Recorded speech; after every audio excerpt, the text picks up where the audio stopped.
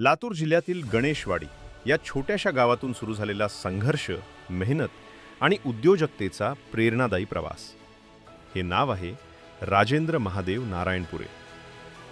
शेतकरी कुटुंबात जन्मलेल्या राजेंद्रजींनी प्रतिकूल परिस्थितीवर मात करत पुण्यात उद्योग विश्वात स्वतःची वेगळी ओळख निर्माण केली. छोट्याशा शेडमधून सुरू झालेला त्यांचा उद्योग आज हजारो चौरस फुटांच्या आधुनिक उत्पादन केंद्रापर्यंत पोहोचला आहे. या यशामागे आहेत त्यांचे वडील महादेव बाबूराव नारायणपुरे आणि आई सौ सुनीता महादेव नारायणपुरे यांचे कष्ट, संस्कार आणि समाजसेवेची प्रेरणा. गावाच्या विकासासाठी वृक्ष लागवड, सौर ऊर्जा आणि विविध लोकहिताच्या कामात त्यांनी मोलाचे योगदान दिले.